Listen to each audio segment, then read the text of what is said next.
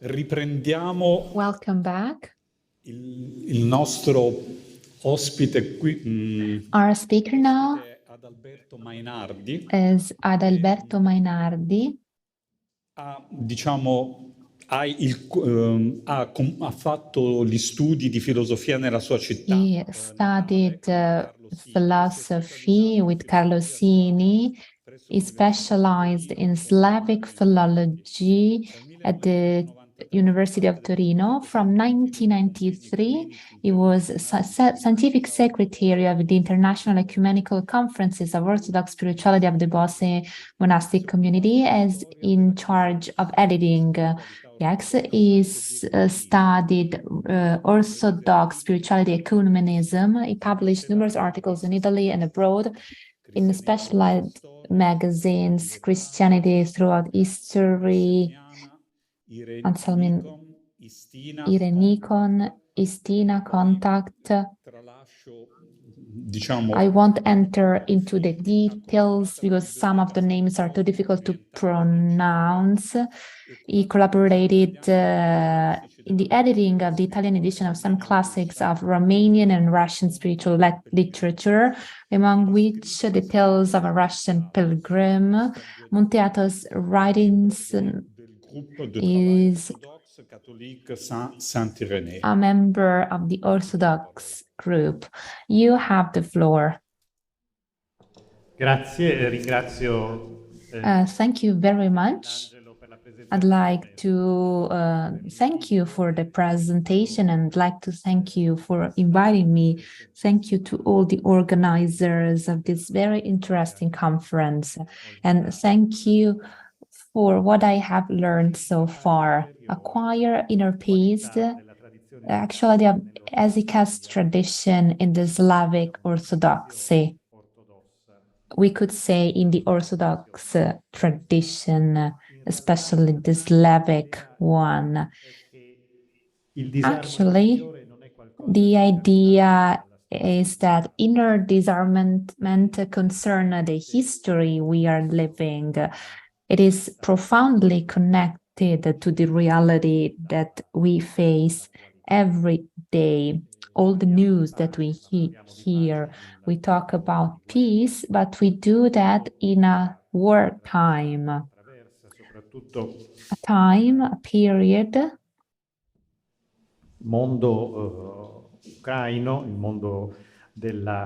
during which we witnessed the war in Ukraine. Think of the Russian tradition, think of this land that underwent many tragedies, think of the medieval invasion, Tatars invasion, the World War, the Second World War, Shoah, the killing of Jewish in Kiev, that was the beginning of the Shoah during the Second World War. Why am I talking about this in relation to inner disarmament? In Saint Sophia Cathedral, which is now a museum in Kiev, it is a church dating back to the 12th century, and we have a wonderful image of Mary praying, the praying Mary, the Orante. And we have a wonderful golden mosaics realized at the very beginning of the 11th century.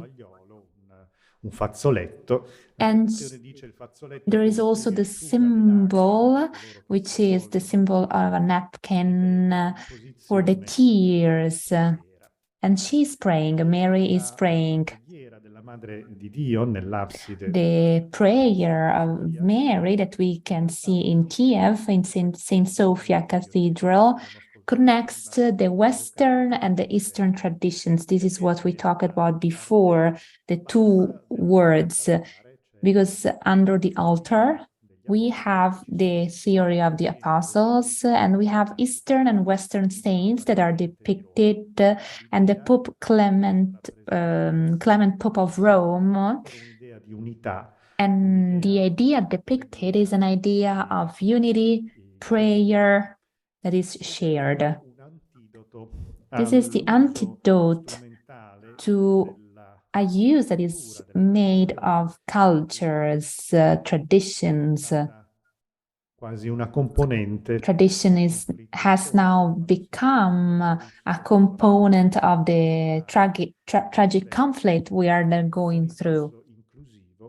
It's not an inclusive perspective. We are not including a civilization, a culture, but we are excluding something else. There's this attempt to build an enemy. The enemy is everything that is not included in simplification standards.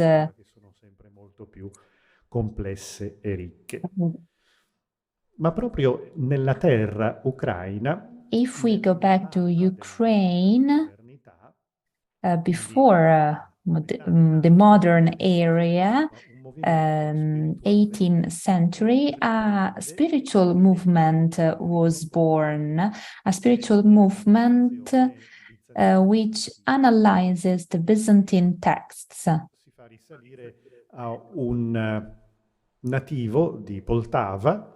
Poltava, a person from Poltava, was the one initiating this movement. At the time, it was part of the Russia Empire, but it was a land object of conflict, Pelisovsky. Una figura importantissima. He was a very important figure of his time because that was the beginning of a monastic movement, which was not only Ukrainian and Russian, but it was an international one. There were Greek monks at his school, Moldavian, Romanian, monks from Serbia, Bulgarian monks at the time. They were under the Ottoman Empire, monks from the Great Russia, where the imperial government limited the number of monks who could be accepted in monasteries. Nascita di questo movimento è un movimento. So this movement was born. It was an international movement, and the main goal of this movement was not to have a cultural hegemony, not an ideology, but the main goal was to propose a prayer life, a way of life according to the monasticism, but renew the way of life based on inner prayer, the prayer of the mind, the prayer of the heart. He was the one gathering all the texts talking about this form of prayer. Later on, I'll enter into the details. He translated in Slavic these texts. Motore di rinnovamento della And tradizione. this will be the starting point of the spiritual tradition in Russia in the 1800s. If you read a very important book, Karamazov Brothers, if you read the book, you'll find the name of Velikovsky, because he was the one initiating this movement based on the prayer of heart, discernment of thoughts. Grande libro che viene pubblicato a partire The book that was published after the translation, it was a Greek book, so-called Philokalia. Philokalia means anthology. It means love for what is beautiful. And this will be the basic notion according to which we need to seek spiritual beauty through purification of minds. The edition of Philokalia was published in Petersburg in the Slavic tradition. In 1793, Velikovsky translated the book. Philokalia means discourses, chapters of holy sobriety. which are part of the writings of the Holy Fathers, through philosophy, through love for wisdom, practice, and theory. The mind is purified and it's enlightened and becomes perfect.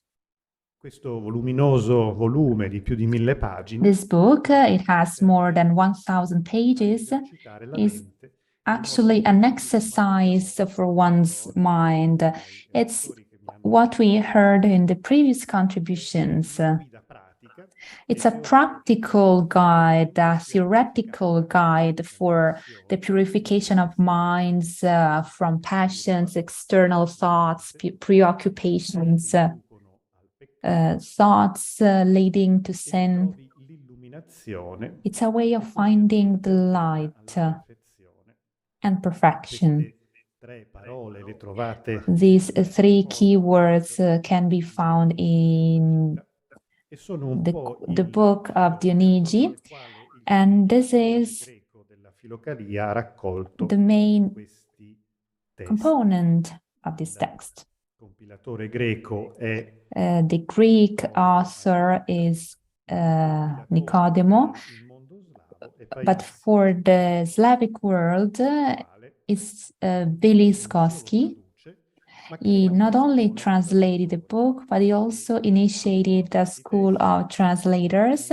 They translated the texts in Moldavian, Romanian, and they will be the starting point of a renewal of monastic life in Moldavia. C'è quindi la possibilità di un internazionale spirituale, di un mondo ortodosso che non è. There's this Orthodox world which is international, it's not nationalist, it's not the one producing exclusive identities.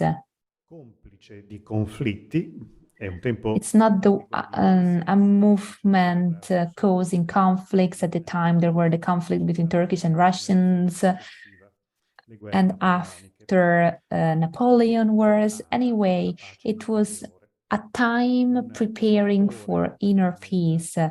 One reader in the following century, Serafino di Sarov, in the forest of Sarov, said, acquire inner peace and 1,000 around you will be saved, will find salvation. This journey toward inner peace is characterized by peace, quiete, quiet, that comes from the Greek hesychia, which means inner peace, absence of silence in the Slavic tradition, absence of noises. Nothing is more important than the inner silence, silencing opponent thoughts.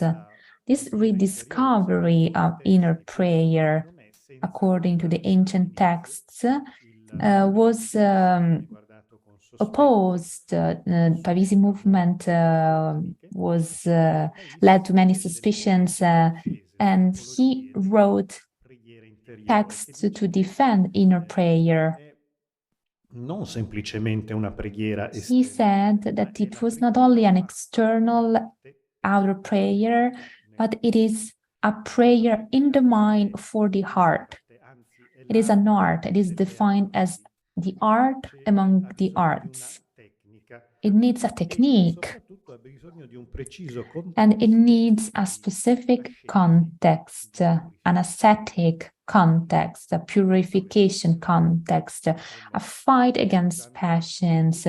If we want to use the title of our conference, Inner Disarmament, the monk who prepares to acquire this prayer to live an hesychast life needs to learn, first of all, not to live for themselves, but these monks need to overcome egoism, selfishness, rage. These are evil thoughts. These are the thoughts mentioned by Evagrio in the 4th century. Passions that detach one's heart from its own reality, and one's heart becomes dominated by external power. The search for Hesychia becomes the trademark of this trend, a trend that concerns the Western and Eastern monasticism. There were ups and downs, and in modern times, the movement came up again in a marginal area near the Ottoman Empire, the Russian Empire, and became a journey. Spiritual authors in Russia referred to it. And at the center of this movement, there is a form of prayer, that has a long tradition, a very ancient tradition. And then it has a very known formula. The formula of the Hesychast prayer has its own history, variety. We could say that the formula that spread in Russia in the 14th century, 15th century is made up of 5 words in Russian, in Italian more words. Jesus Christ, Son of God, have mercy on me. These are a few words in which we can find 2 main elements. First of all is a prayer of names, because we find the name of God, but God is named as Jesus, Son of God, and it's a request for mercy. And behind this formula, there is also a technique of Hesychast prayer. It's not only a repetition of a formula, it's, yes, of course, a repetition that is still used today in Eastern monasteries, but it's also spread in Orthodox Catholics. When they recite the rosary, they use this repetition of formula. It's a prayer of name, to say so. The speaker who came before me, the Imam, reminded us the formula, there is no God without God, a repetition, which is also prayer of name and an analogy, but I'll tell you later all the details. It's not only about the quantity, but it's the mode, the way through which this prayer in the Hesychast tradition is carried out.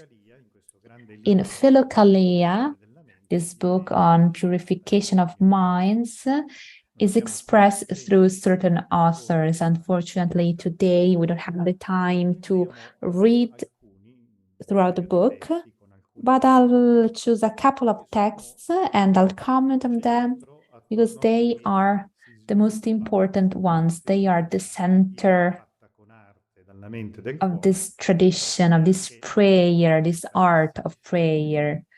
And it's the prayer proposed by Paesi, and it's the prayer that is the foundation of the Hesychast prayer.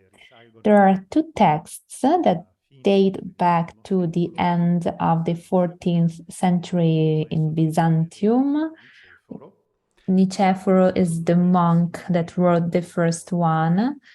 Simeone is the second author. He was a great saint, 10th century, early 11th century. He's not the author of this text, but this text is thought to be his own because he was the theologian of the vision of God. He was the theologian saying, I am God. The experience of God is so strong that my body is transfigured and I can feel the presence of the Holy Spirit within myself. And I can do it in a practical, real way. If there is no sensitive experience, we cannot have the experience of faith. When there is this renewal of spiritual life in Byzantium, a new technique of prayer came up, a new that was never spread before, a technique according to which this monologic prayer is associated with something else, with the breathing, inhaling and exhaling. It's a form of prayer that, according to certain experts of history, Antonio Rigo from Venice, this prayer comes from the yoga tradition. An analogy that was noted by Mircea Eliade. Non è mai stata documentata nei testi, ma it was not documented in text. Anche il tempo dello scambio, scontro e scambio tra il... It was a time of conflict between the Ottomans ready to invade Byzantium. They were about to invade the city, and the monks traveling from place to another. So there was this passing on. Monks passed on this technique, this prayer technique. Il testo pseudoepigrafico di And the text from Simeon, the new theologian, gives us some indications that, of course, are very brief and essential. Presuppongono una scuola da un maestro. But these indications relate to a master, to a school. According to the tradition, Gregory learned this prayer from a master in Crete and taught us to the monks in Athos who didn't know about it. Besides the knowledge of texts, there is a transmission from one master to his disciples. Preghiera e l'illuminazione dello pseudo Simeone, il nuovo teologo, si dice allora: se tu vuoi imparare il modo della preghiera, so it is said, if you want to learn the world of prayer, I will expose it to you. But first, you must acquire three things. Potrai dirigere verso quello che cerchi. You will be able to direct yourselves towards what you're seeking. These three intentions are a way of accomplishing inner disarmament, meaning the absence of worries for irreasonable things and for unreasonable things, the absence of preoccupation, not being distracted by mundane things, according to a pure conscience, cherishing respect towards your consciousness, which is not an absence of sin, but vigilance, attention, being present to oneself, being conscious of what's happening. There's a saying of the fathers: every time a thought comes to your mind, tell this thought, where are you coming from? Are you coming from the evil one or from God? And don't anchor yourself to the first thought that comes to your mind of anger or a reaction, a strong or possession, but rather ask a question to that thought. And attention means not being passive, not being taken by surprise. And the third condition is freedom from all passions.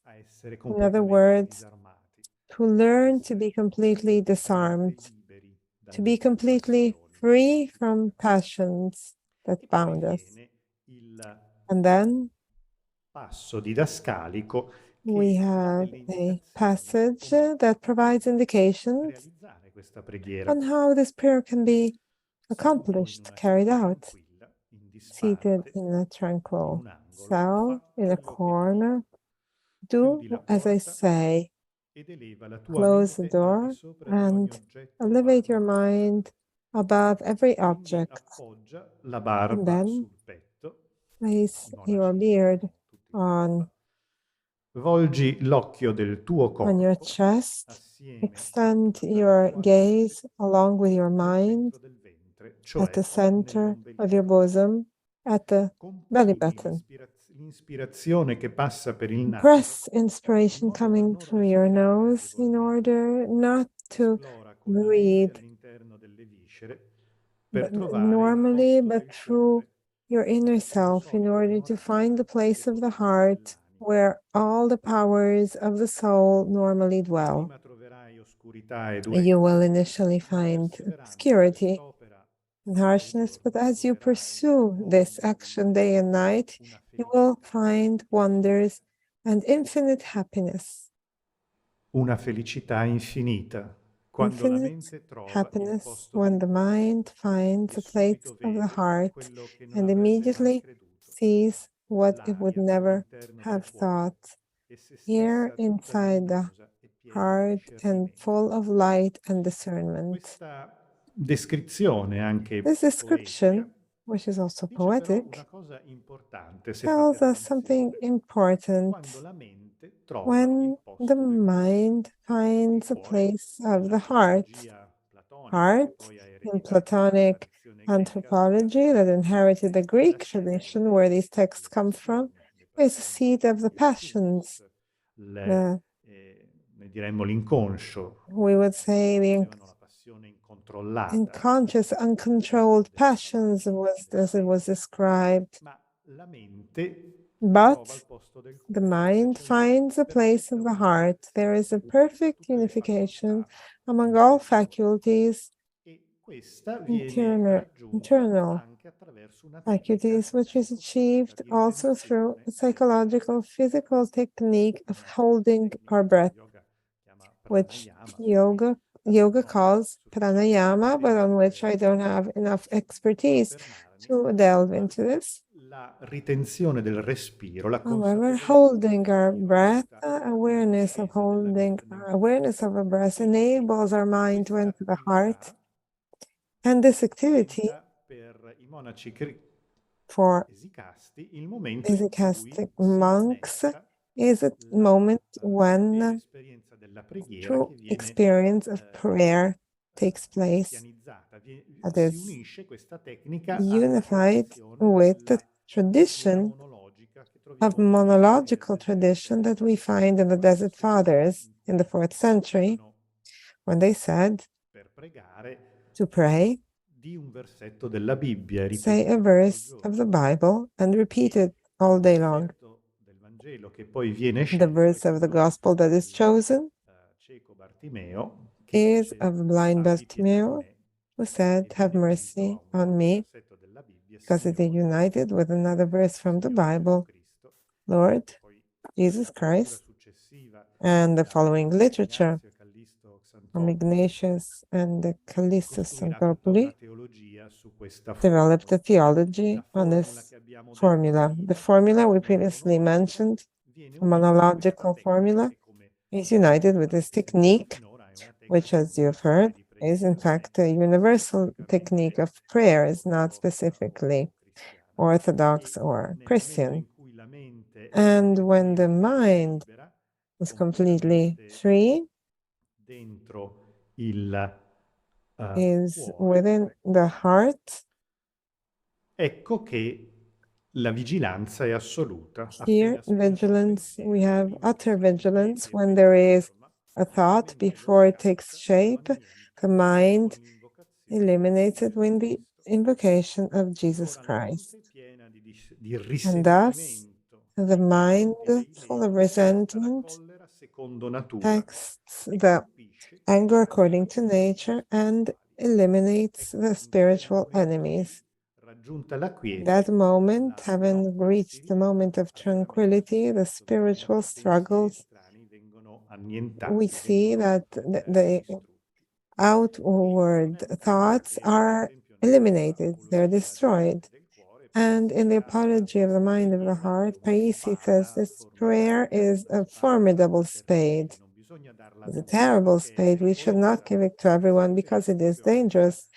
However, he is referring precisely to this spiritual endeavor. Perhaps he feared that its vulgarization would lead to a misunderstanding of what is the true meaning of a spiritual struggle, which is a struggle against oneself, against the inability to let God reign, the contact with the Almighty to dominate instead of our passions, which instead bind us. As you heard in prayer, it is said that the orating one, the one who prays, must look at one's belly button. This expression that is the center of the heart created strong controversies already in the 14th century, hesychastic controversies. But in the version that is printed in St. Petersburg, this word is cancelled, but it is found in Paisi. He respected the text he found in Greek, and he had the practice of this prayer that the authors in St. Petersburg did not. This collection of texts has a continuation, and halfway through the 19th century, we find a collection of stories that will be published in 1881. The stories of the pilgrim one, not the pilgrim one who goes to a pilgrimage in a place, like a shrine, for example, to Jerusalem. The name is Stran, meaning the stranger. The pilgrim, meaning that he does not have a stable home. He is a traveling person, a wandering pilgrim. But this wandering stems from a question, and it is fascinating because the author sets the beginning of this spiritual inquiry in this small booklet with a word from the letter of Paul to the Christians in Thessalonica, where said, pray incessantly, pray unceasingly, in the letter to the Thessalonians. And listening to these words from the author, anonymous author, goes to the priest and says, how can it be possible to pray unceasingly if I also have to pray, if I also have to sleep, work, eat? What does it mean to pray unceasingly? He goes to a priest, he goes up to a theologian, a preacher, a renowned preacher, and everyone sends him away. Do as you are told. This is what is written. Why do you continue to ask questions? That's what they say. And the story is interesting because little by little, the pilgrim un interlocutore a un altro, goes from one to the next until he finds a spiritual father, an elderly man that is inhabited by prayer. He has experience of prayer. He lives experience of prayer. And this person teaches him how to pray. And the monk spoke to me with these words. The unceasing inner prayer of Jesus is an uninterrupted invocation or intermission of the divine name of Jesus Christ with the lips, with the mind, and with the heart. Pensando che egli è sempre presente, implorando Thinking la that he sua is always present, imploring his mercy in all the occupations, in every place, and every time, and even during sleep. With these words, Lord Jesus Christ, have mercy on me. Signore Gesù Cristo, abbi pietà di me. Lord Jesus Christ, have mercy on me. In Slavic, these are 5 words. And the comment of the fathers with reference to the letters of Paul, I prefer to say 5 words with intelligence than many words with no meaning. These are the 5 words. Lord Jesus Christ, have mercy on me. And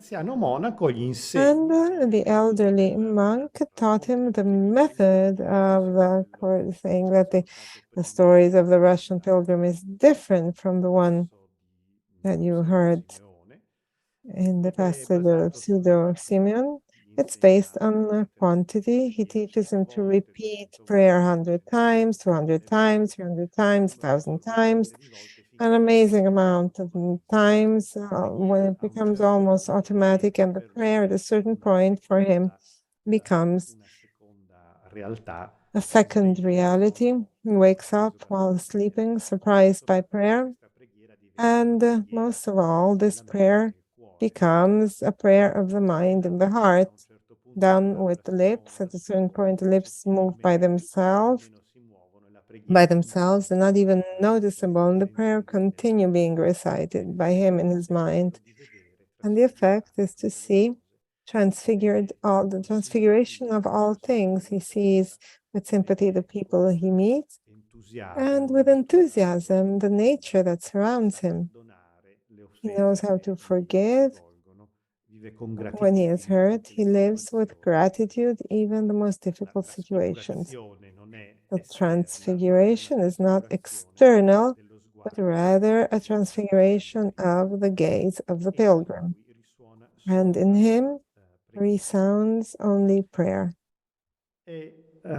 Interessante questa ricomparsa della preghiera di the fact that we find again this reappearance of the prayer of Jesus, the prayer of the heart, not merely the formula that was known also to popular piety, but rather the uninterrupted presence in the heart of the orating one. And the book that the elderly monk entrusts to the pilgrim to continue his school, his exercise of prayer, is the Philokalia, the collection of texts on the purification of the mind, on the enlightenment of the mind,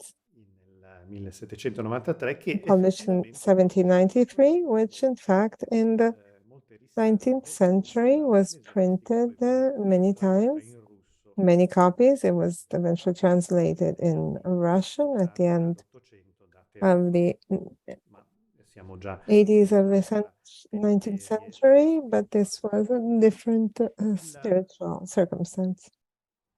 The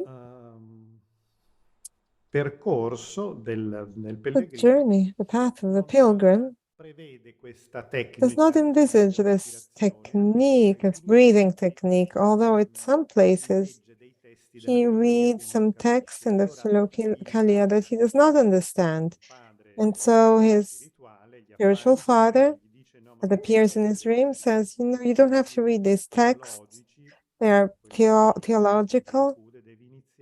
You have to start to read those of Gregory of Sinai. And he teaches him to enter the cell, sit down, and lean his beard on his chest and repeat constantly this prayer. In a text imported by another author of Philokalia, he says, c'è una antologia che a 13th century author, there is an anthology that precedes the technical part of prayer of the fathers, and Anthony the Great, Simeone, the new theologian. E tra gli altri Among them, Paolo, inter alia, he speaks of Paul of Latros, who says, learn sorvegliare il vostro cuore, cioè la custodia del cuore, la difesa, cherish your heart, to defend your heart, to guard your heart, a and alimentare le buone sementi to del cuore, promote the good seeds of the heart and chase away the evil one. I remember this passage after having listened to the conversation of this morning, so this passage came to my mind. Il fine di questa preghiera è The end of this prayer is union with God. Perfection is actually the unification with God.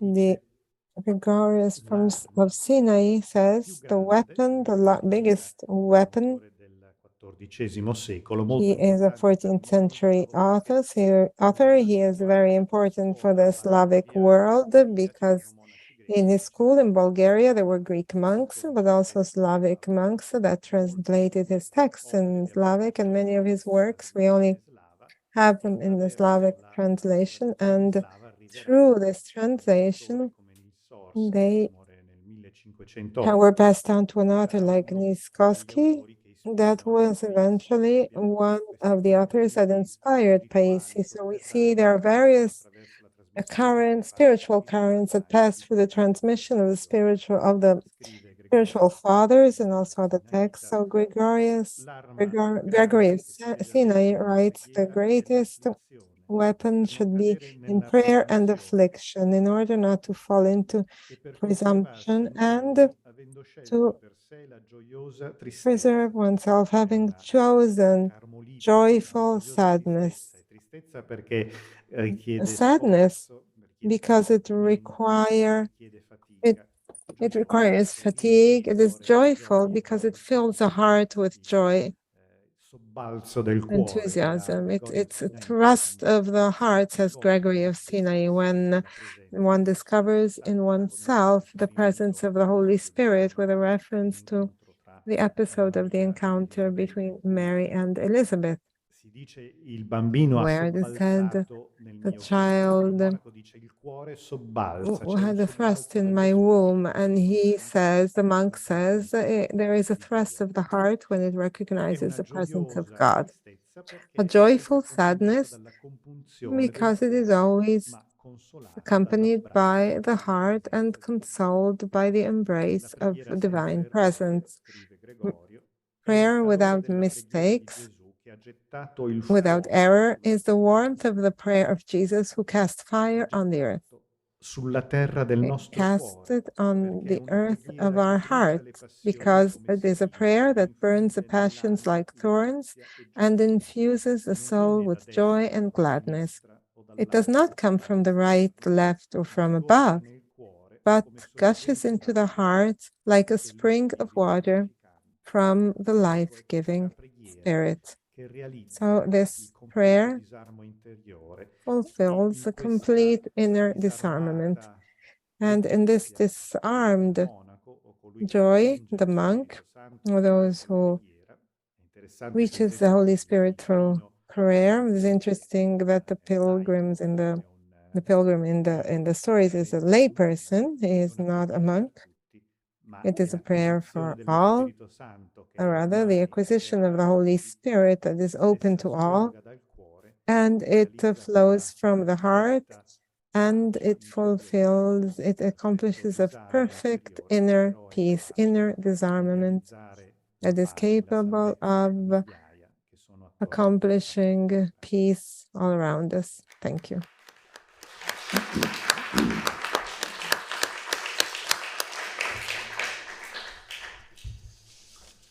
Ringrazio Adalberto Mainardi per questo veramente Thank you, Alberto Mainardi, for this extremely interesting lecture. And now I think we have a Zoom connection c'è già, eccola, with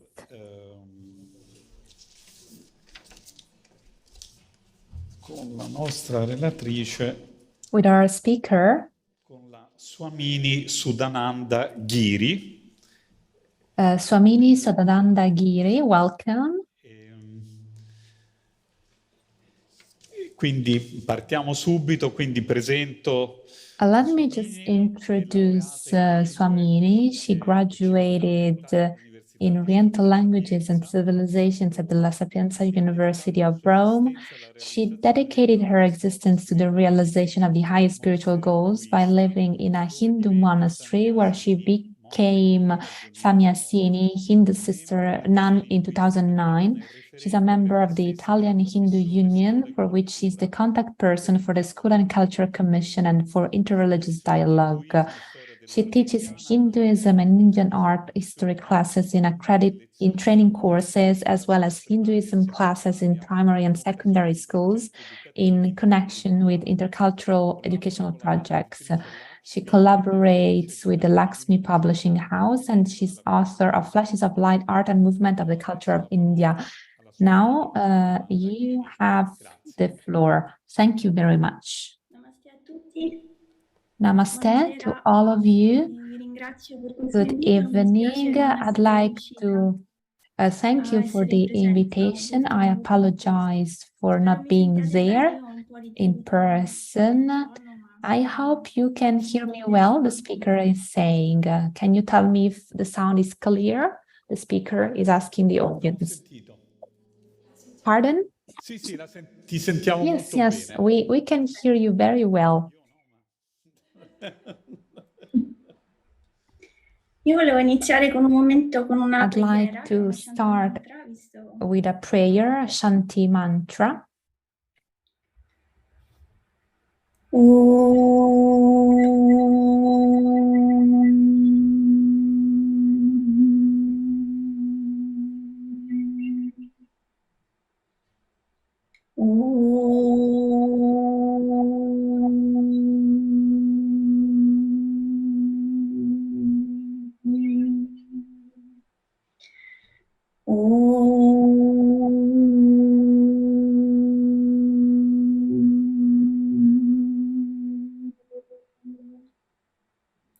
Om Shri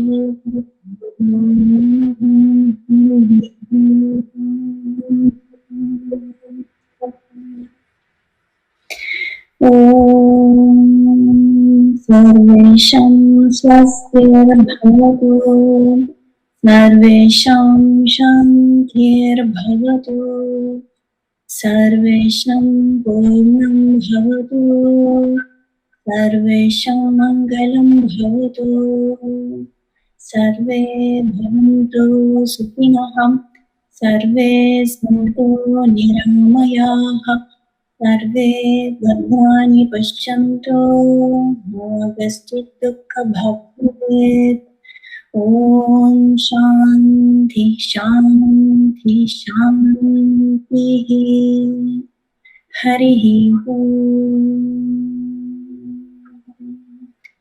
Om Lokana Samastana Sukhino Bhavantu Sarve Jana Sukhino Bhavantu Om Shanti Shanti Shanti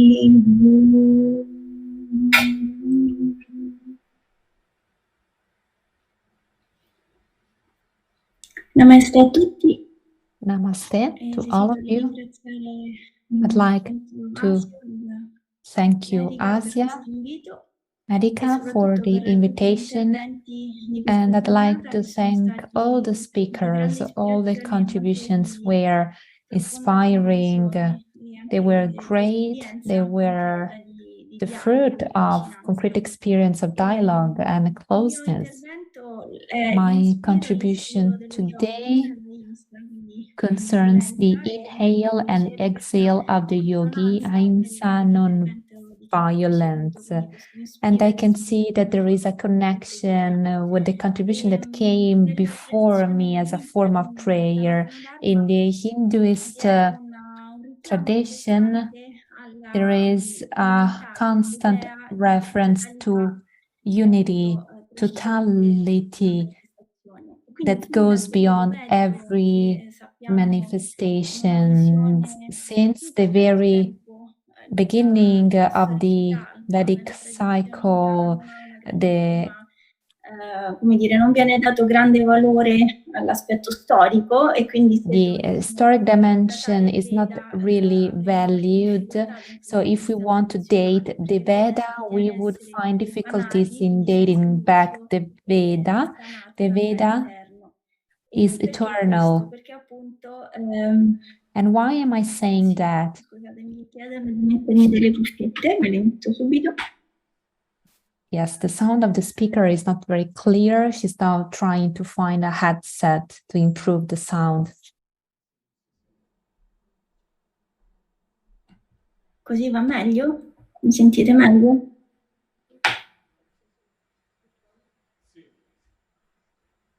Se no posso mettere un microfono aggiuntivo per il problema di dialogo. Sì.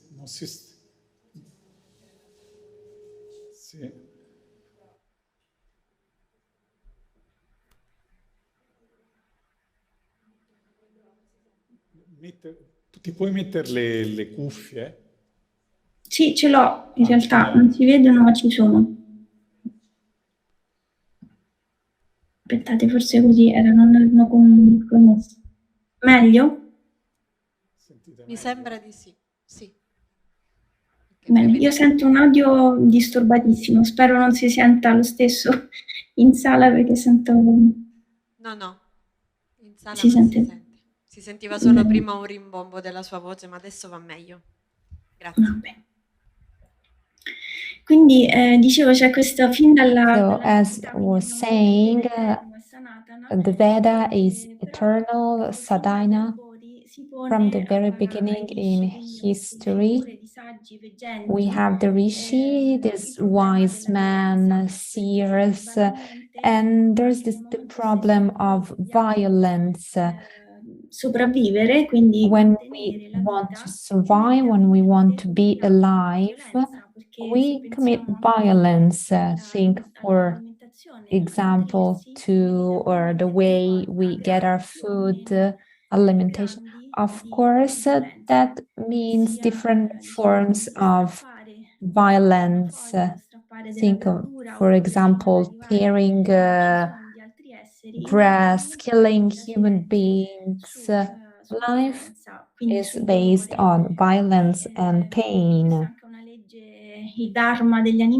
And it is the dharma of animals, tigers, for example. Eating the antelope, they're not in fault, it's not their fault, it's the dharma rule of survival. Agli albori del pensiero, della tradizione. At the very beginning of the spiritual tradition of Hinduism, in this case, this is my contribution for today. People had to face the issue of violence and evil. And with passing of time, with the passing of years, it was discovered that completely removing violence from life is impossible because the Mashanai rule, this idea of the biggest animal eating the smallest one, life is based on eating one another, to say so. Si possa diminuire questo impatto che ciascuno di noi ha. The problem was, the issue was how to reduce our impact in the world. So how can we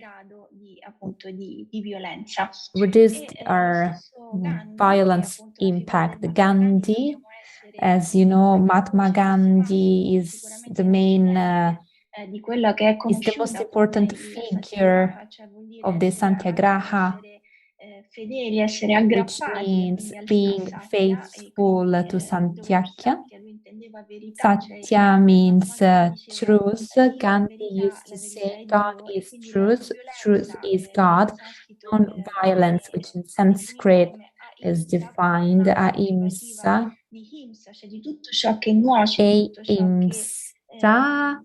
Ahimsa means everything that works against life and brings pain. That is considered non-violence. Gandhi himself, it's a direct quote. No activity, no occupation is possible without a certain degree of violence. Life itself is not possible if there is without a certain degree of violence. We need to limit violence. We need to reduce violence as far as possible. Actually, the same expression, non-violence, is negative expression, indicates an effort to eradicate violence, which is unavoidable in life. But certain activities require violence, and all we can do. The speaker is apologizing. She has already read this part of the quotation. Think of men working to earn their life, always jealous for the wealth and well-being of others. These men are not violent. A non-violent activity and occupation is an activity that is free from violence and that it does not require exploitation or jealousy. In this case, thanks to Gandhi's word, we are dealing with the complexity of what being non-violent means. In the orthopractice, praxis in the Hinduist tradition, in yoga, we can analyze our interiority. It's not possible to have peace without being at peace. Being at peace requires an effort, a battle, a fight against what? Against all forces, all tendencies, the tendencies that all human beings have, tendencies that are defined dharma. When we say dharma, we mean principles, rules that sustain life and harmony, principles that are defined as the cosmos order, creating common good, a state of peace, not only for ourselves, but for all human beings.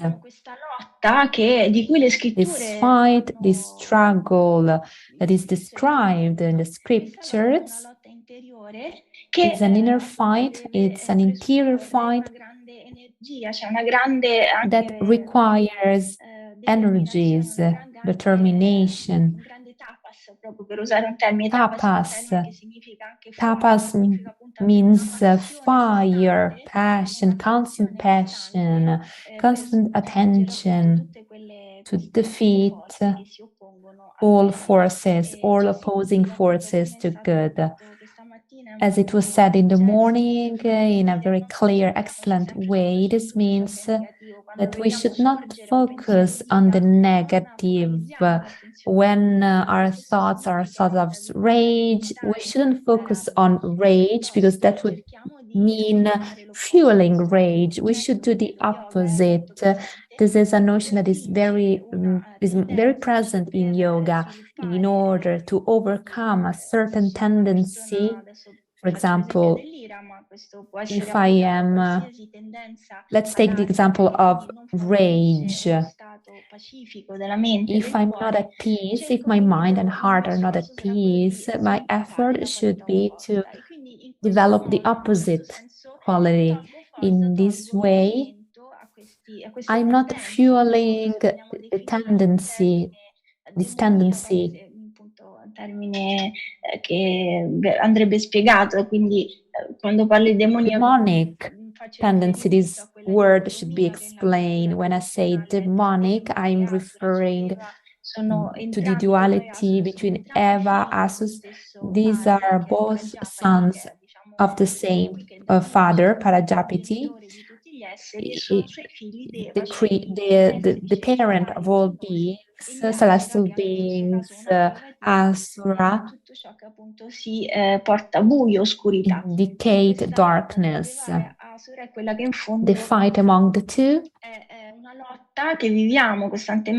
is the fight that we face every day in our life, in our body. Our body is going through this fight from a physical, biological perspective, good bacteria, bad bacteria that need to be defeated in order to maintain life.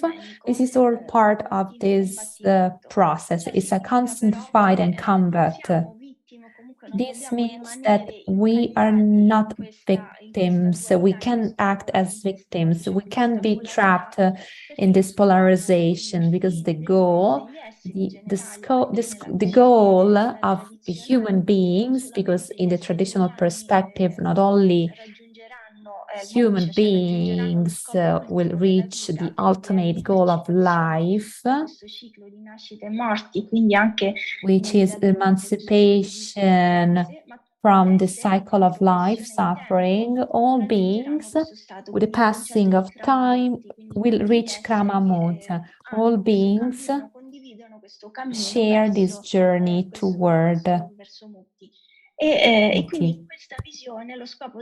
In this vision, the goal of man and beings is to become emancipated, which is to say, getting to a state of unity. Totality, Ekam, is a synonym of absolute God, and each of us is called to rediscover this dimension. In this battle, in this fight between opposing forces, here comes the yoga. And let me just reiterate the title of my contribution. Yoga is a mean and a goal. We know that the word yoga, which is very much used today, yoga of smile, yoga of everything. There are so many possibilities as for yoga definition. Yoga was born as an ascetic mean, and the word itself comes from yuji, union, and according to the different theology vision, yoga means rediscovery samatha, the state of equanimity, a state of being united, sana, being the same, being in the same state as the absolute, being in a state that goes beyond duality, polarizations leading to conflicts. And this vision of yoga, this goal of yoga, very often created stereotypes on monks. Monks are considered the ones far away from the world, fleeing the world. Monks are the ones who don't care about the issues of the world, the tensions of the world, what concerns the humankind. We could define it like a spiritual selfishness. This is a sort of bias against Hinduism. This is wrong, because one of the main principles, which is at the foundation of yoga itself, yoga aims at awareness, consciousness, rediscovering one's self, being mindful of oneself. It was very good to listen to the contribution remarks in the morning, being present, trying not to be, try to achieve inner disarmament, avoid conflicts as in the negative interpretation. In order to do so, we need to be people who act, learn to act rather than react in the wrong way. In this sense, the yoga is a mean, which is to say there are techniques, spiritual techniques that stem from our body. When we say body, we mean the system, body, mind, emotions, and we start with the body, we listen to our breathing, we look at our emotions, we start by practicing our focus, and then we reach dhyana, a prolonged state of concentration and samadhi. So we may wonder what is the connection with peace, because this state leads to a self-analysis, a capacity to do what? Make room. In today's society, we are constantly under the siege of noises. There are always noises all around us. The speed is always moving fast.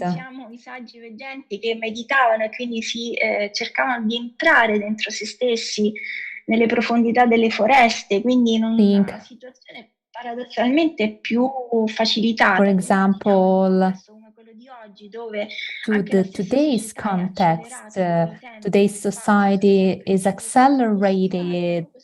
We don't have much time and space. This is a challenge.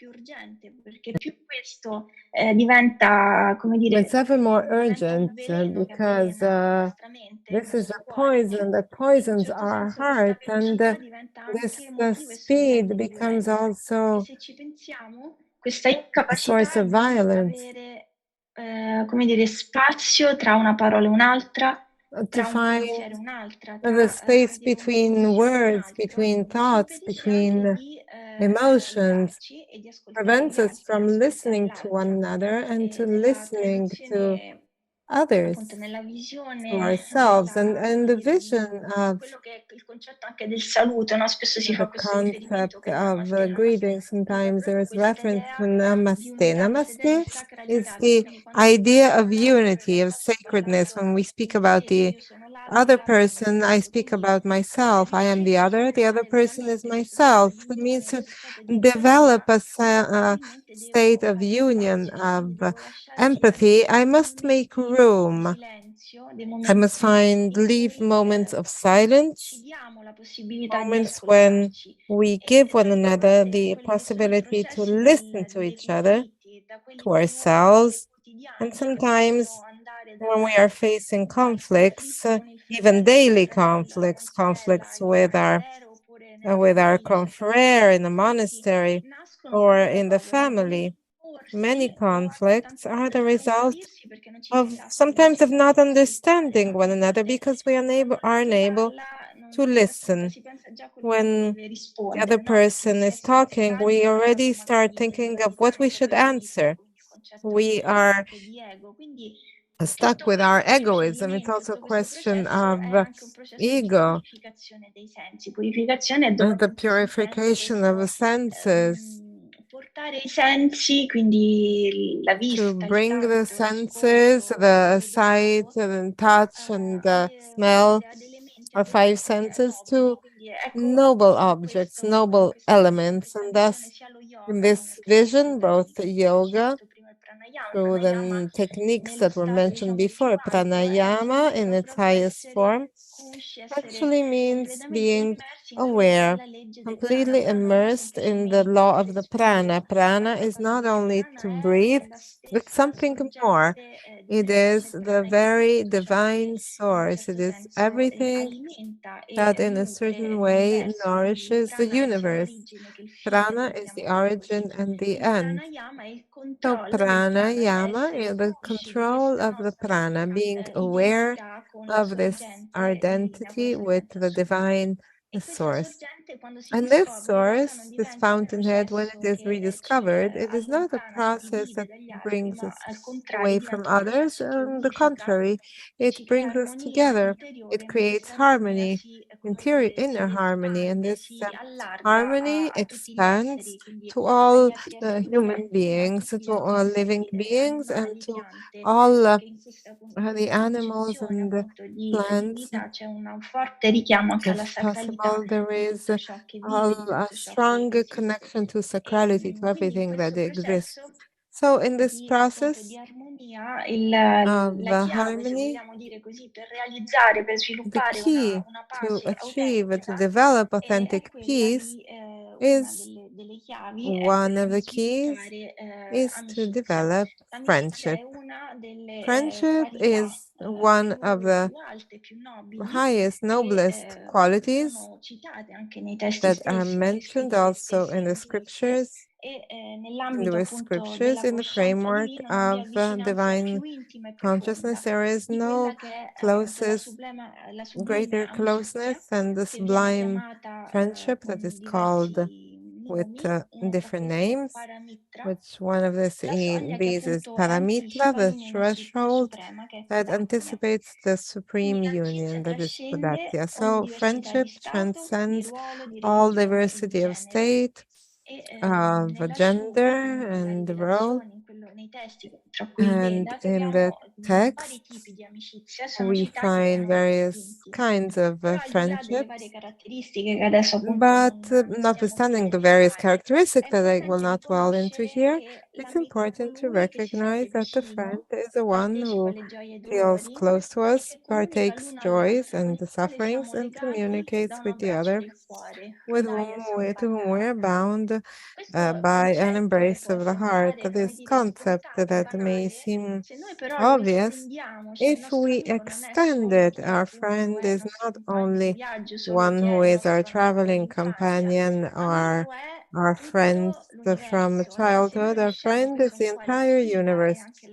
So this is also the challenge. If we manage to recognize all human beings as our friends, we also manage to develop a state of the three qualities that are enshrined in the word heart, that in Sanskrit is Hridaya.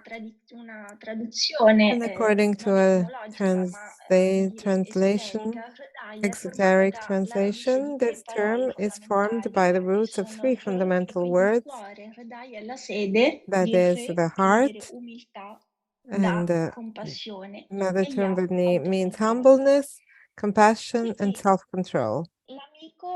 So the friend is the one who gives an embrace of the heart that is humble, compassion, and self-control. These three qualities are those that each one of us is called to develop, because without humbleness, there will be arrogance. Arrogance brings conflict. Without compassion, won't have the ability to feel the other, and the fact that the other person can be happy or sad. And without self-control, my senses will be unbridled, going in different directions, also destructive directions. So these three qualities are fundamental qualities thanks to which we can develop and put into practice in our lives the Ahimsa, namely non-violence. This concept of Ahimsa is also the one that extends in the scriptures. Also,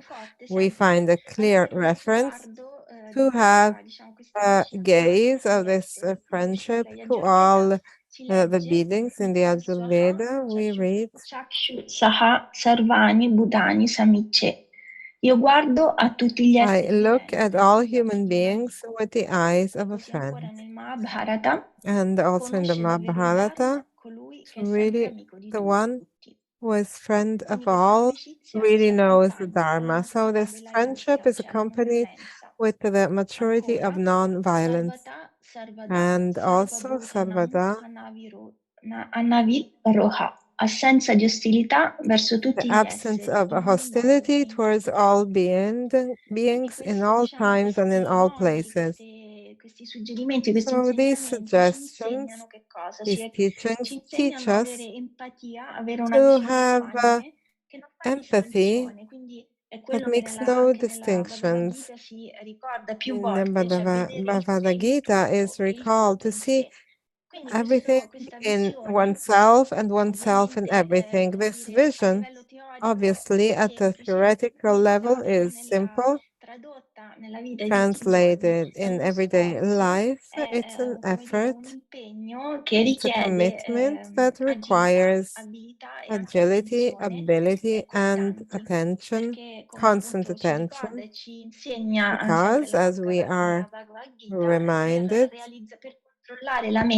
to control the mind at a certain point, he addresses itself to Krishna, absolute vision that follows this battlefield is so important because a culture that is so embedded in the culture of peace and nonetheless we have a text that talks about a battlefield where two enemy troops confront each other.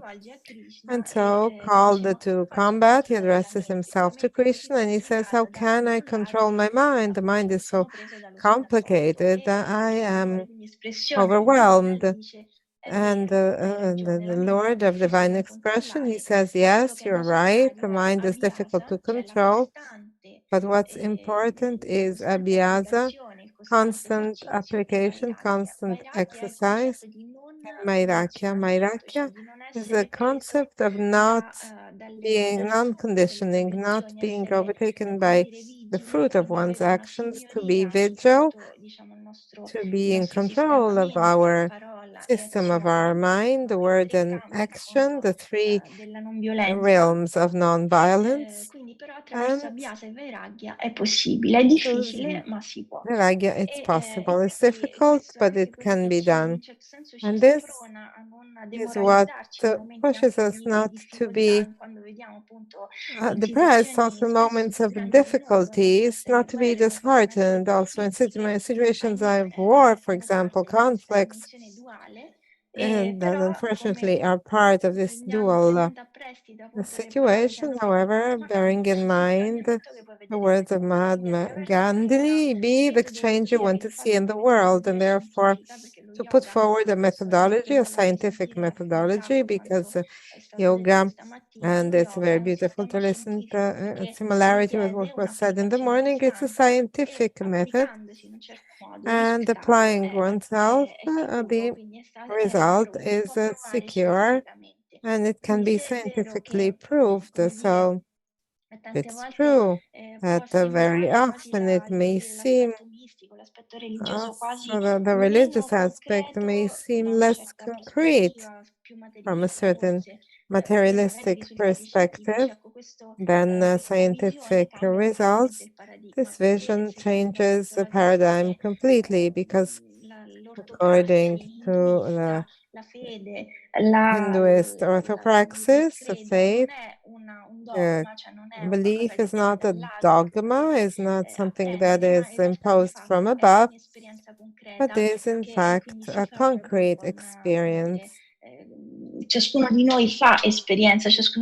of us has this experience. Each one of us can have a different vision, and it becomes a certainty, a real experience.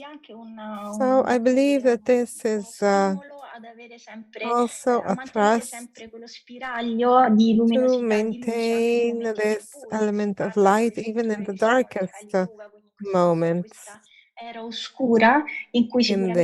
We've spoken about the dark era when the Dharma was won over by the Dharma, and this is, of course, the times are not easy today. It is obviously is the case. It's enough to listen to the news to realize what is happening in the world, but we should not, this should not leave room to resignations. On the contrary, it must be a thrust for us to put into practice our deepest convictions and beliefs, which encompasses the role of religions, because while from a cultural perspective, religions, when they enter the historical dimension, were cause of war, because they're often taken as alibis for conflicts. In their essence, in their heart, religions seek to develop the state of love. Each one describes it in a different way. However, everyone seeks the state of peace, of unity, feeling that we are part of a human family. The world is a great family. And this is our honor, each one of us with our limits and with our efforts, also accepting a path that might be challenging. We can take a small step towards the light rather than towards the shadows. So we are halfway through. Birth as a human being is a blessing, it is said in scripture, because differently to other human beings can choose, have a discernment as compared to other beings, and so they have a greater responsibility in the choice of what we eat, of how we dress, of our ways of life. Ma questo appunto volevo, non so il tempo, non vorrei neanche sforare troppo tempo alle domande, whether I'm taking too much of your time. Se devo fermarmi. No, c'hai ancora tempo. No, you can continue if you wish. 15 minutes, actually. Come? Scusate, ho perso un pezzetto di...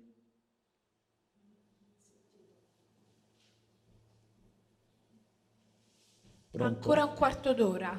Un quarto d'ora di tempo. Grazie. There is still 15 minutes to go if you wish. Mi fermo prima così lascio anche spazio. No, I will stop now, so I will leave more time for questions. Anyway, I will not take up 15 minutes. So this idea, often it is easier to say the friend or to see il torto, no? Quello che si diceva anche questa mattina. the guilty, when a person is guilty and makes a mistake. And sometimes we don't rejoice enough with those who are happy, with our friends who are happy. There's a beautiful passage in the scriptures, a beautiful, best attitude is to feel happy for those who are happy, to have compassion for those who suffer, and to be indifferent towards the evil ones. This indifference means that we are not blinded before evil. We don't turn a blind eye. We spoke about discernment of what is true and what is not true. The yogin is the one who seeks the truth, a person who learns. Or rather, it is hoped that he may learn to see, in fact, of breaking the veil of illusion.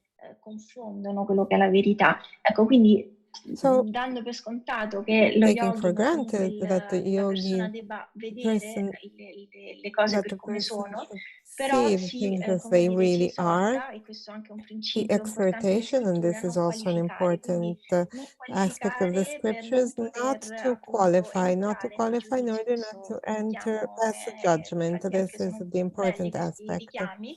These are beautiful aspects. And so the lack of judgment means that not to be indifferent to the person who is evil, but also the indifference means to see the other person, because however many mistakes we might make, we might all make mistakes, we can all make mistakes. We are growing along this journey, but the best attitude is what Bhagavad Gita says, to always see that in each one of us there is a source of water, there is a source of light that is eternal, pure, a pure person that is free of goodness and evil. because there is this duality. So this perception of always seeing the goodness in the other person, to see this divine light in others, even when they make mistakes. This is very difficult, obviously.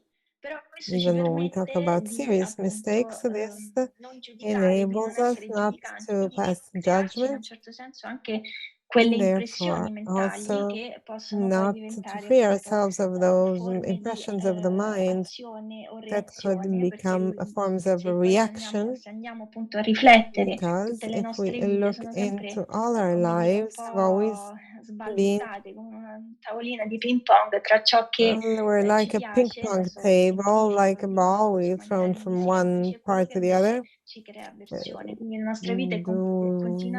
That's our reaction towards things that create conflict in us. So we tend to flee to from what we don't like. Instead, we must seek everything that creates. We seek. We are attracted by what we think creates pleasure, and this duality is what ultimately prevents us from self-control. So the concept of having self-control means also being at the center of this polarity. What is good today might be poison tomorrow. So what might not be can be nectar tomorrow. We should understand that a disciplined life can lead us to also bear fruits. Seeds that bear fruits that are nourishing ourselves and our human family. Fruits that promote common good. Let me conclude with a quotation from the same source. In this quotation, we are reminded of this capacity, this ability, this responsibility of each person. We could be the change that we want to see in the world. May men bring themselves through themselves. May man not only self is friends of self, only self is the enemy of self. Thank you very much. Ringraziamo molto la Svamini Shuddhananda Giri per questo suo intervento. We are really grateful for your contribution. And now we have a space for questions. We received many questions. Possono venire qui. The speakers, please, can you come here? Please, all the speakers on stage. E Adalberto Mainardi.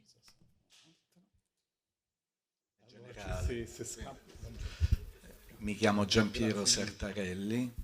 I am Giampiero Sartarelli.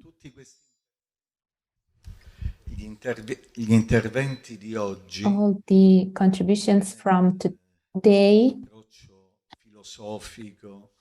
the philosophical approach, the religious one, they have one goal: personal growth. Dell'essere più persona. Personal development. I valori tipicamente umani. Growing in human values.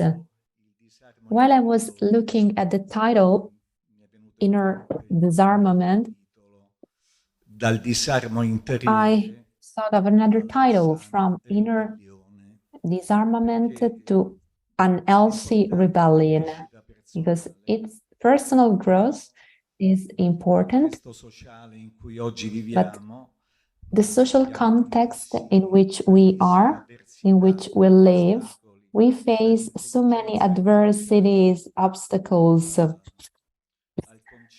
AI, Homo Deus, technologists, Dari Schwab, creator, electromagnetism, the the 5G efforts, which is one of the most terrible things around, causing cancer, climate change caused by geoengineering, the first experiment of climate change, rains. So yes, personal growth, it's good. I was a teacher, a yoga teacher at the academy many years ago. I was a psychologist for 15 years in jail.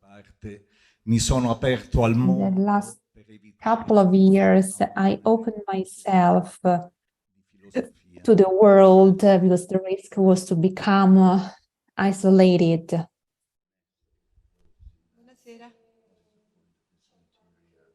Good evening. Can you please specify the speaker? What?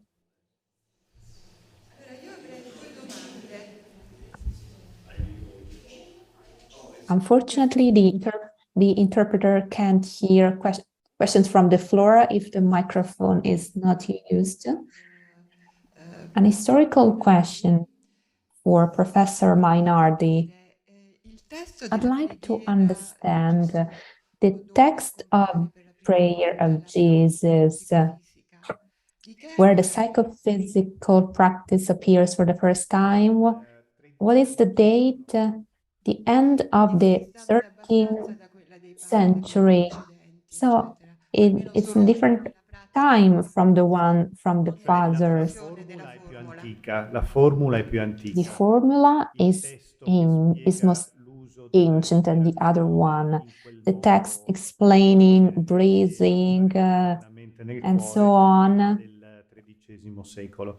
Ma la formula Signore Gesù abbi pietà di me is of the 13th century, but the formula Jesus have mercy of me can be found in different ways, but the formula is ancient. Yes, because that period of time, 3rd, 4th century, having a contact with yoga is unlikely. In the following period, yes. And then I have a question for Imam Mocci. In this context of inclusivity, dialogue, peace, search for peace, I noticed while listening to you, I felt that the definition of peace was based on orthodoxy. Orthodoxy, that is obedience to the true God word, Allah's word, but in a way that seeks peace. What is the relation between orthodoxy and heterodoxy? Can we find peace when we encounter the otherness, heterodoxy? You mentioned Islam tradition,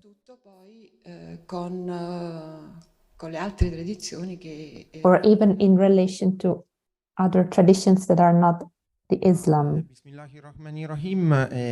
Grazie,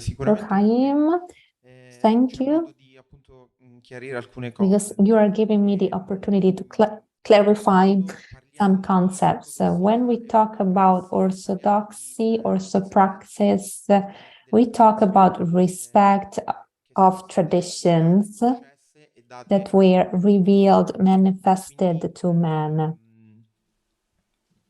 So think of the Christian tradition. We are not talking about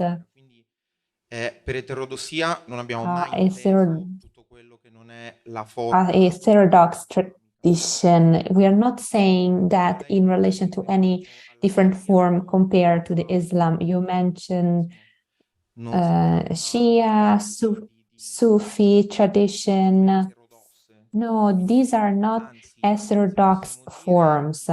Actually, Tasawwuf, as I tried to say before, exoterism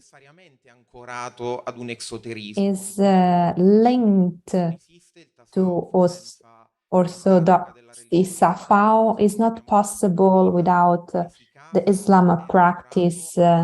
Hesychasm is linked to Christian tradition.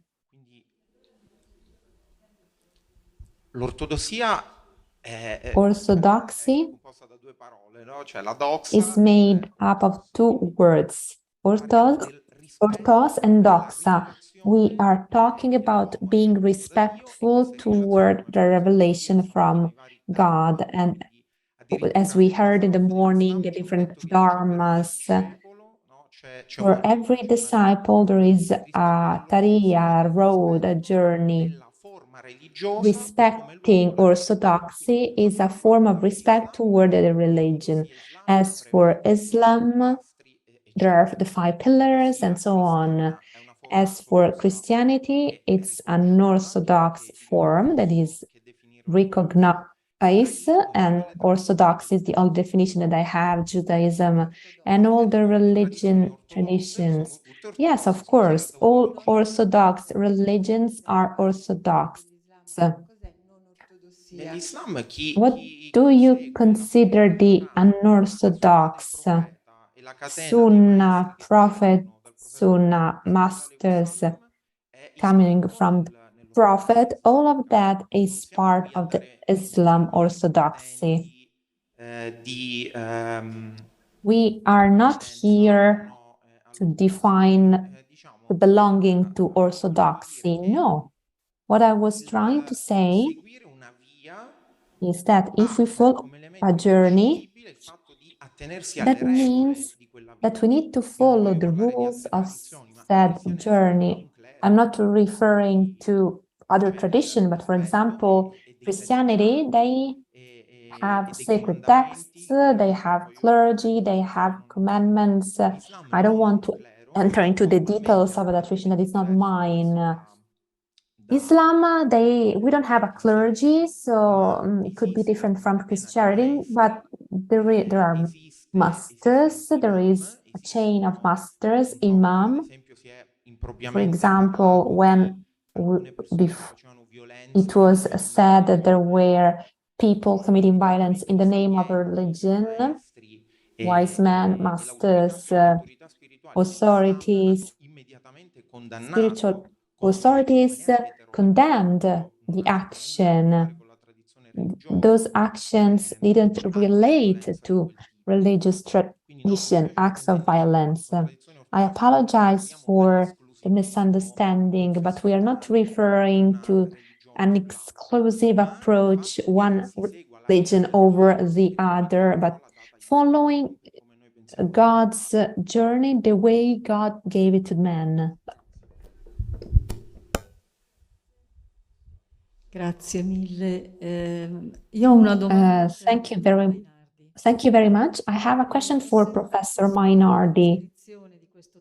I was listening to you to description of Paisi. Una volta raggiunta la quiete, and I heard you saying that once you get to peace, the mindful rage removes the thoughts from I don't understand what is the relation between quiet peace and rage. Can you please explain that? The text was translated by Paisi. It was written by a theologian. And there is a key word that is missing, full of rage according to nature, which is to say, according to the just nature of things.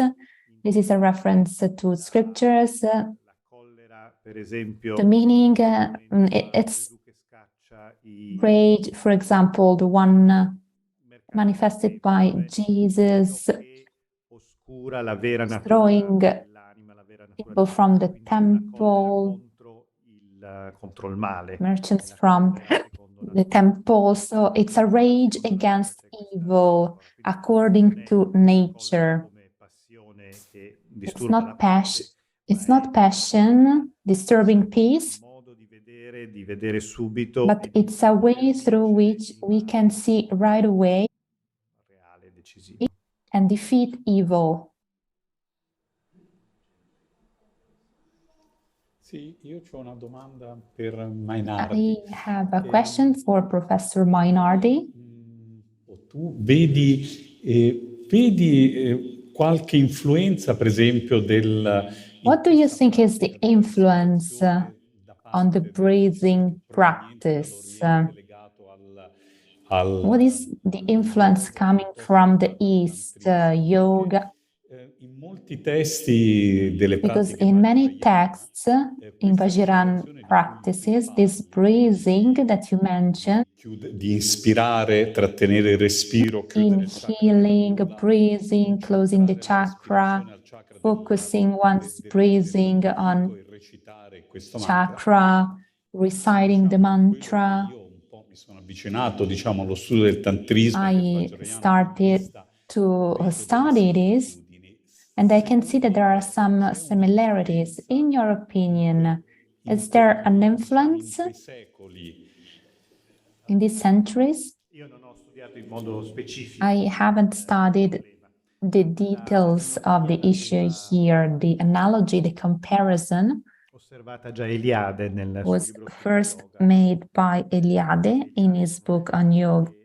Eliade knew it. He studied in depth this aspect. Antonio Rigo actually studied in depth. He teaches Byzantine theology in Venezia.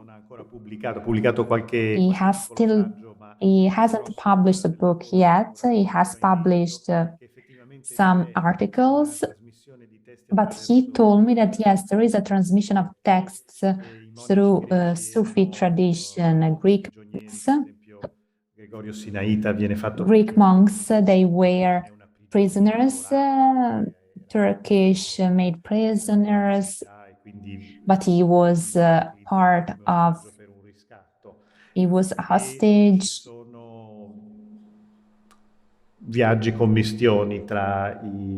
So people travel, there were connections between the two worlds where there was no conflict.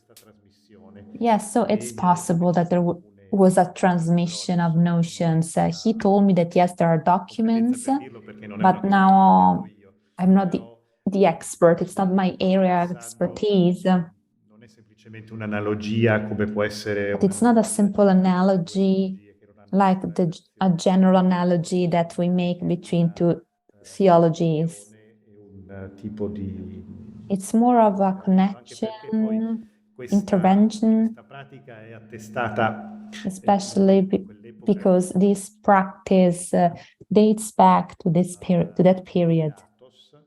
Athos Mountain and Gregory the Sinai says that the monks didn't know this prayer. It's a new technique in an ancient tradition, and this led to theological tensions. This becomes part of orthodoxy, and then we have hesychasm, but it's more than an analogy. It's a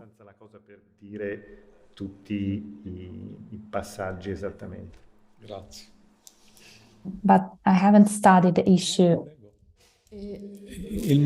Aspetti, abbiamo poi parecchie domande anche dalla gente online. We have many questions from people following online. Che ha parlato di crescita di questo percorso. Nanda Giri, who spoke about the growth of this journey. I would like to know how she accompanies its growth in the relationship with the sacred text, how can be of support, and what is discernment for you.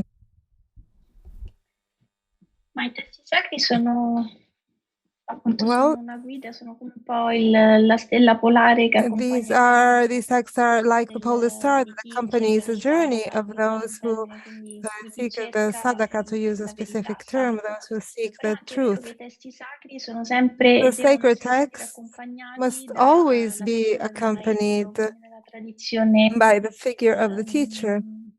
So, in the spiritual tradition, if we use this term, we use it with some difficulty in the traditional aspect.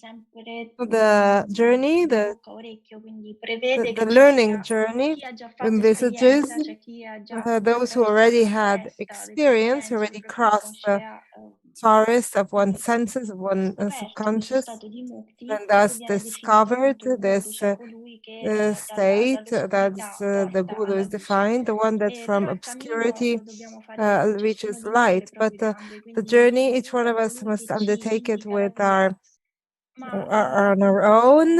We are shown the way, but it becomes the living voice of the scriptures, and so the scriptures are fundamental. But each one of us has a history, a character, a different aptitude, and so the scriptures are like beacons, but that they must be, of course, adapted also to according to the teaching of the Guru, because he is the one who sees the disciple and who knows the disciple and guides him.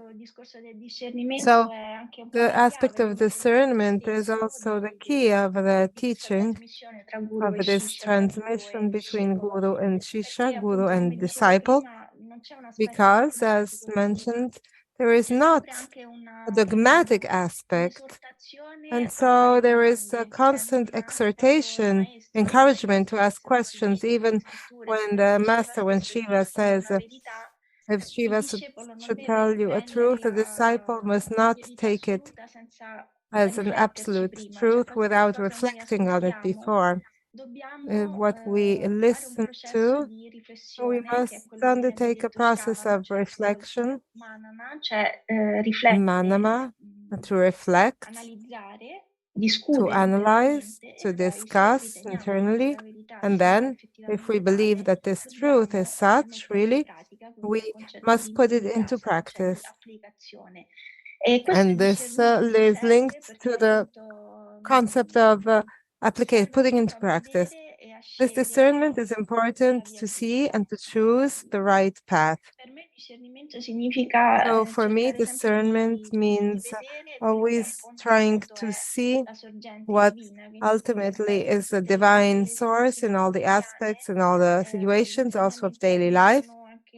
These teachings also arrive from the least conceivable element, even an animal that is sick and that you don't know that he's sick and you have to understand it. And discernment comes also from a person, a man on the street. The voice of God speaks through many different means, and so to discern what is right from what is wrong, especially in our thoughts, in our behaviors, we must always keep a state of constant attention. Attention, which is not tension. It must be a relaxed attention. I hope I answered your question. Sì, grazie. Ok, passerei, se siete d'accordo, alle domande. So, if you agree, I would move on to the questions we received via Zoom. Let's start from the question from Khenpo Gelek. I read. Precious human life, renunciation, transformation of the mind, liberation, importance of the life of the other person, love, compassion. These are concepts that are found also in Buddhism. So what is the great big difference between Bon and Buddhism and the Buddhism of Dalai Lama? So the question is, in English, it more or less says, these things which you are teaching, which you have been teaching today, precious human life, the way of renunciation, the way of transformation, the way of liberation, the importance for the basis of compassion and loving kindness, these are all things that we also find in Buddhism, we also find in the Dalai Lama's teachings, for example. So what is the difference between Buddhism and Bon? Yeah, very interesting question. So this is what I said, it's exactly is according to our text. And it's come from the Buddha Tambashira, or the Bon. The principle, the foundation practice of the Tibetan Buddhist and the Bon is very much similar, the idea to achieve the pure and perfect state, in light state. But the difference, the lineage, there's the one is according to the Bon tradition, all these three teachings from start of Buddha Tambashira is very important for us. We say unbroken lineage, the transmission, instruction, initiation. Transmitting from Buddha up to now, my master Alhopan was a lineage holder. So after his continuation comes, yes, and this is the way, and the Bon, they follow us and they practice like centuries. Not only this modern time, it comes like that. So a lot of people they're interesting to know what is the differences, yes.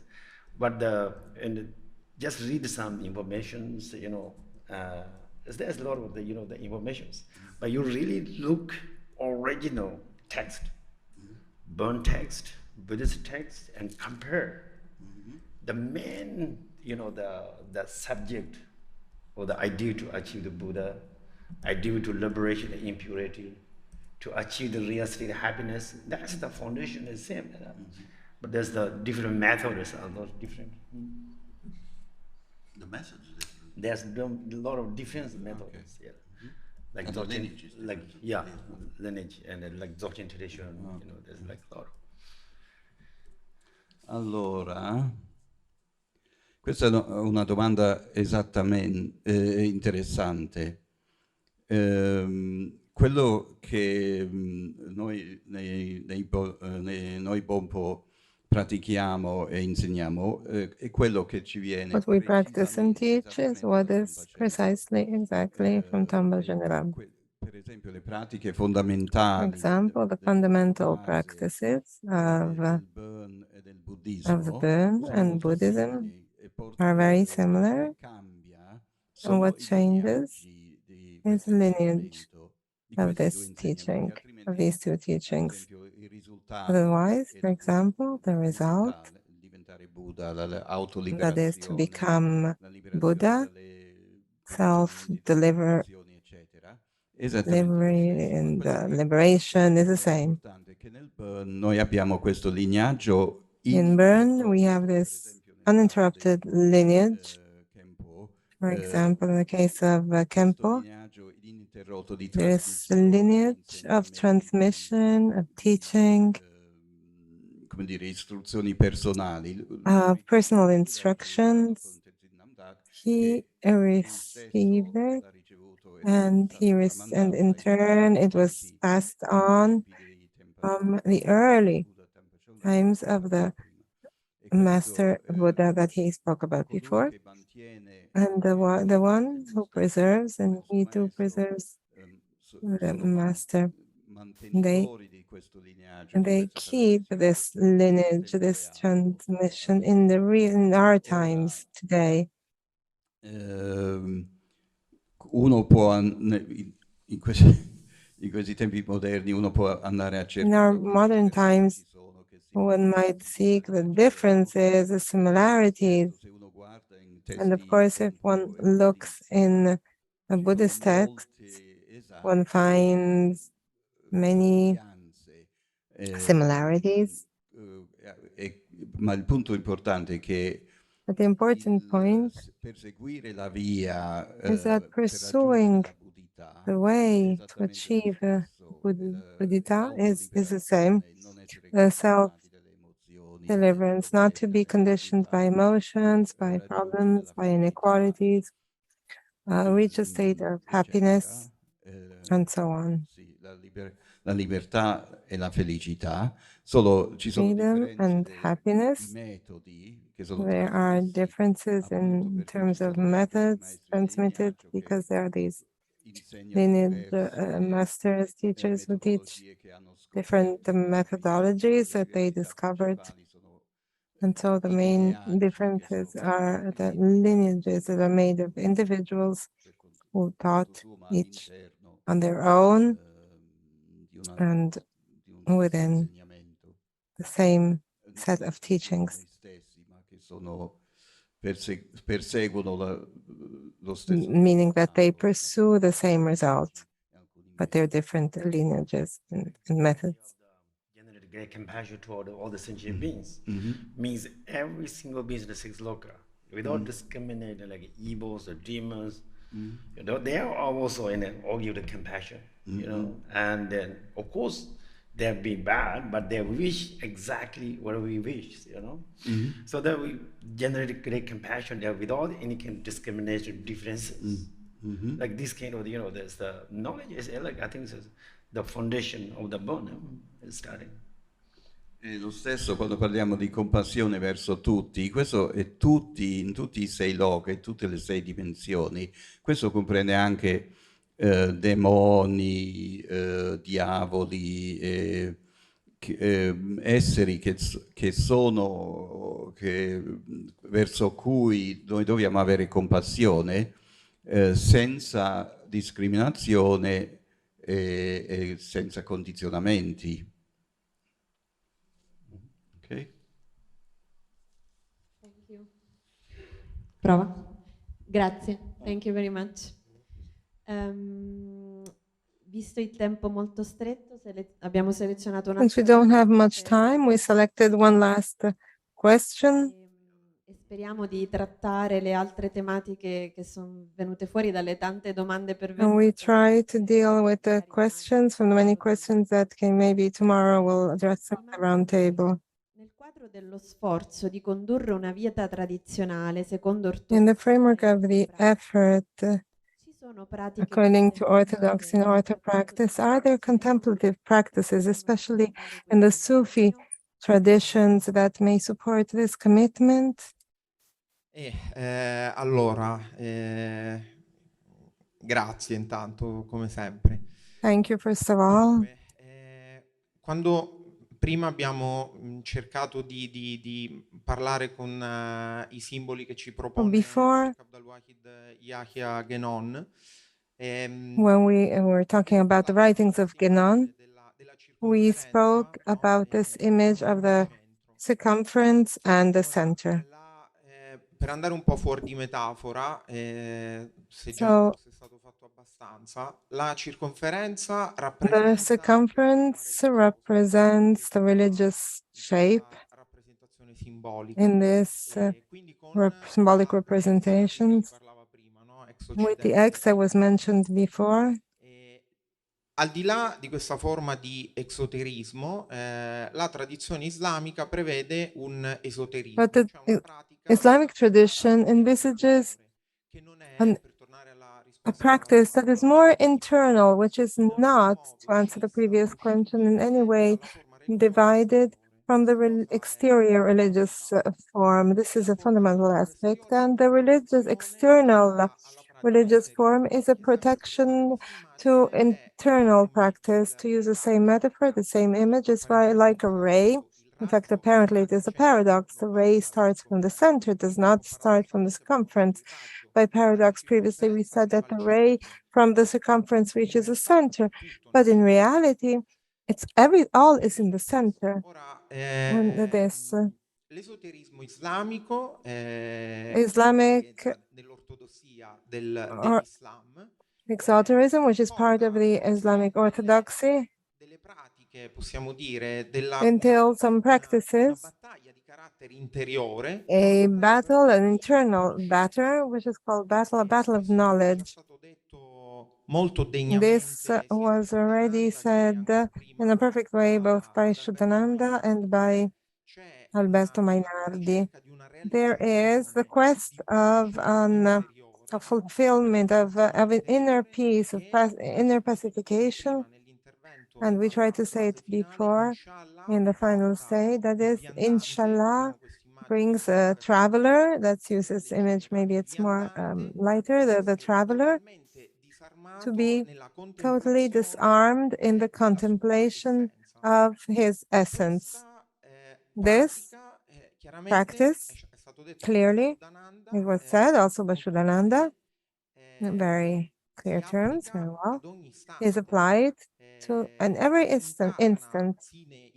It is embodied with unceasingly in this world, with a view of the other world, of the next world. Just to give a very summary, in a nutshell. I hope it, I don't know whether it's enough. I think so, it is. Yes, thank you very much.